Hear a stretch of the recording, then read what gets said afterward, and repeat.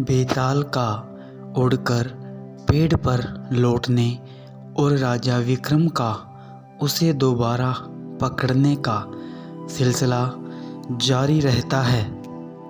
इस बार राजा विक्रमादित्य बेताल को फिर से पेड़ से उतार कर ले जाते हैं। रास्ते में बेताल राजा से कहता है, मार्ग बहुत बड़ा है, चलो मैं तुम्हें एक और कहानी सुनाता हूँ, इसे तुम ध्यान से सुनना। बेताल बताता है, एक समय की बात है, गौड़ नाम के देश में गुणशेखर राजा का राज हुआ करता था। राजा इतना बलवान था कि उसकी चर्चा दूर दूर के राज्यों तक फैली हुई थी। उस राजा की 3 सुंदर बेटियां थीं। तीनों इतनी कोमल थी कि राजा को अक्सर उनकी चिंता लगी रहती थी। राजा की सबसे बड़ी बेटी इतनी कोमल थी कि चांद के प्रकाश से ही उसके शरीर पर छाले पड़ जाते थे। दूसरी बेटी को गुलाब के फूल जैसी नाजुक चीज़ के टकराने पर भी चोट लग जाती और खून बहने लगता था। तीसरी बेटी के कानों में किसी के चलने या कुछ कूटने की आवाज़ पहुँचते ही उसके हाथ पांव पर छाले पड़ जाते थे। हर कोई उसकी इस कोमलता के बारे में सुनकर हैरान रह जाता था। कई राजकुमार उनसे शादी भी करना चाहते थे, लेकिन उनकी कोमलता के बारे में जानकर पीछे हट जाते। राजा को उनकी शादी की चिंता सताने लगी। उन्हें लगने लगा कि इस कठोर संसार में उसकी कोमल बेटियां कैसे जी पाएंगी। तब राजा ने फैसला लिया कि वो सबसे पहली बेटी को हरदम छांव में ही रखेंगे, ताकि किसी तरह की रोशनी की वजह से उसके शरीर पर छाले ना पड़े। राजा ने दूसरी बेटी को हल्के कपड़ों और गहनों के साथ ऐसी जगह रखने का फैसला किया जहां कोई भी चीज़ उससे ना टकराए। राजा ने तीसरी बेटी को ऐसी जगह रखा जहां कोई भी आवाज़ ना पहुंच पाए।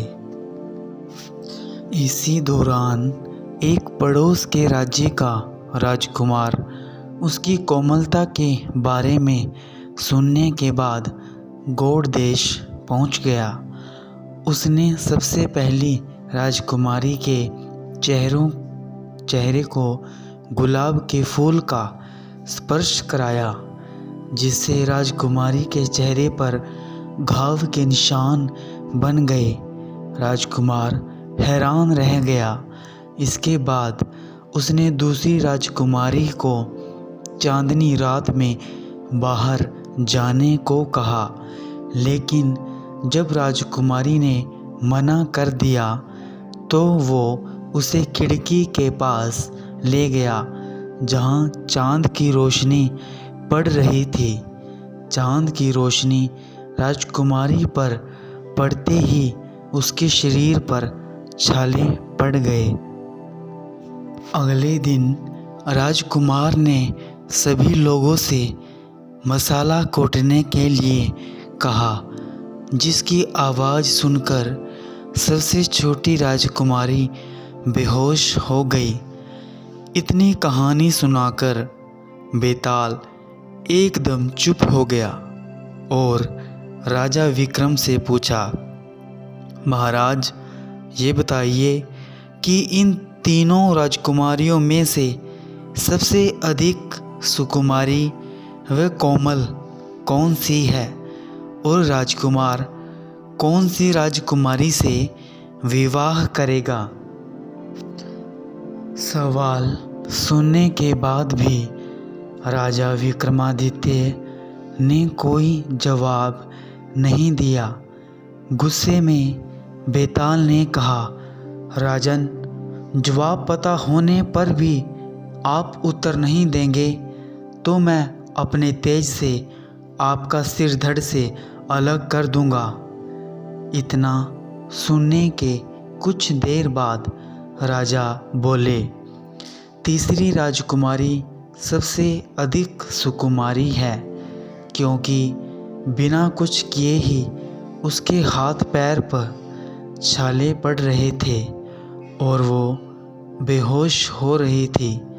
वो सिर्फ तन से नहीं मन से भी कोमल है। इसी वजह से राजकुमार सबसे छोटी राजकुमारी से ही शादी करेगा। जवाब मिलते ही बेताल राजा विक्रम की पीठ से उड़कर फिर से पेड़ पर जाकर लटक जाता है और राजा उसके पीछे पीछे जंगल की ओर भागते हैं।